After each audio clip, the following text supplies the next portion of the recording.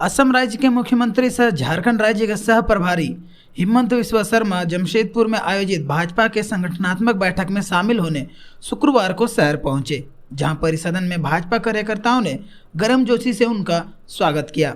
इस दौरान झारखंड के पूर्व मुख्यमंत्री अर्जुन मुंडा भी मौजूद रहे। पाकुड़ ही नहीं बल्कि कई जिलों में इस तरह के गतिविधियों के कारण और जिसका राज्य सरकार को विशेष तरीके से ध्यान देने की आवश्यकता है कि जो संवैधानिक प्रावधान उस क्षेत्र के हैं, ट्राइबल लैंड को प्रोटेक्ट करें। वो ट्राइबल लैंड इस तरह के घटनाओं से दोहरी तरीके से जनजाति समाज बहुत नुकसान झेल। एक परिवार अपनी बेटी को खो रहा है तो साथ ही साथ उस बेटी के माध्यम से अपने जमीन खो रहे हैं। और बहुत बड़े पैमाने पर ऐसे कई गांव हैं जहां की डेमोग्राफी में काफ़ी परिवर्तन। तो राज्य सरकार को इस संबंध में स्पेशली ध्यान देते हुए ये वक्त है जब राज्य सरकार एक वाइट पेपर छोड़े और कहे कि जो 5th शेड्यूल्ड एरिया, चाहे वो पाकुड़ हो या साहेबगंज हो या गोड्डा हो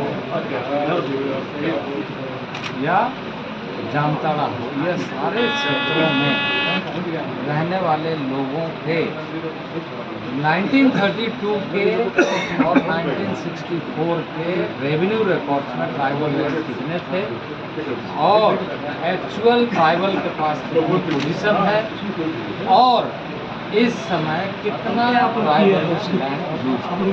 परिसदन में उन्होंने मीडिया से बातचीत की, जहां उन्होंने झारखंड राज्य से घुसपैठियों को बाहर करने की नसीहत हेमंत सरकार को दी।